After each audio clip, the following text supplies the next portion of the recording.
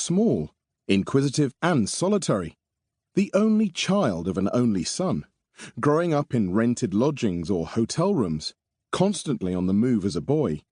Anthony Powell needed an energetic imagination to people a sadly underpopulated world from a child's point of view.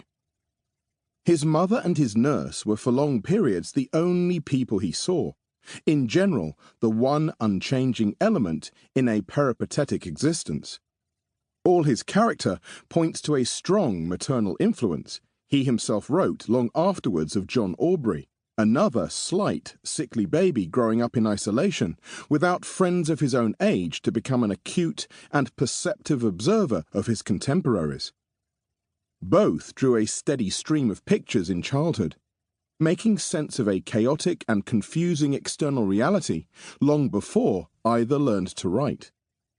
Tony pored over old copies of Punch, with their throwaway jokes in scraps of dialogue printed as captions to crabbed spidery-line drawings.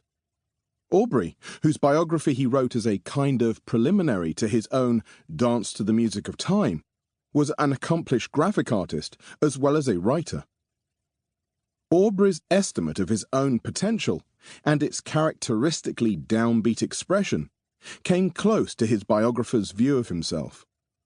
"If ever I had been good for anything," he wrote, "it would have been a painter. I could fancy a thing so strongly and have so clear an idea of it." It was this powerful visual imagination which dominated his writing, Tony wrote of Aubrey, and he might have said the same of himself.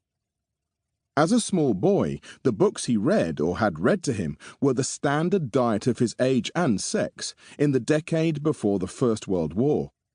The witches, sprites and hobgoblins of the red and yellow fairy books, boys' adventure stories, the knights and castles of Arthurian romance. Melancholy, observant and self-contained, he escaped, like Aubrey, into stories and legends of the past.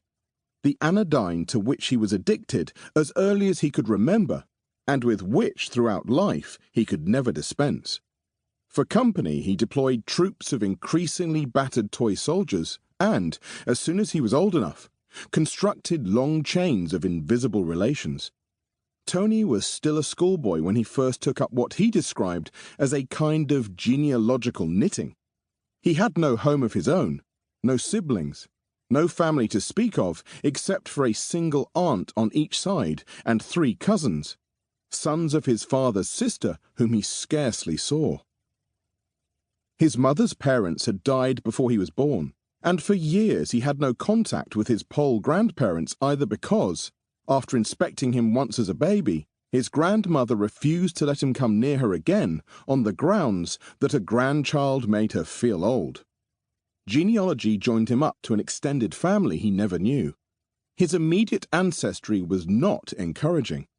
His mother's family of Welleses and Dimmocks had once possessed a small country house in Lincolnshire with a modest parcel of land, both squandered in attempts by his great-grandfather to lay bogus claim to a peerage.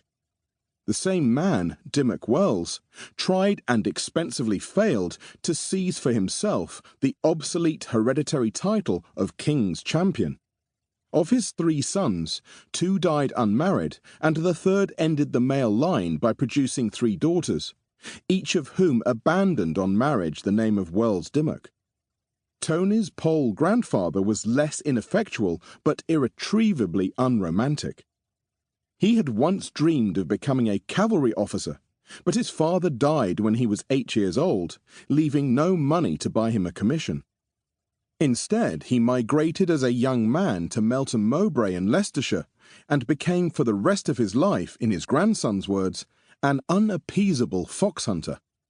He funded his habit by setting up his plate as a surgeon, still a low-grade job for most of the 19th century, strenuous, smelly and mucky, a branch of butchery traditionally associated with screaming patients spouting blood who had to be strapped and held down on the operating table by heavyweight bruisers. Surgery had the advantage in those days that you could learn the trade on the job relatively cheaply from an older practitioner and strike out on your own with little or nothing in the way of professional qualification. Years later, Tony's mother told him that, much as she liked her father-in-law, she would do anything to avoid being treated by him.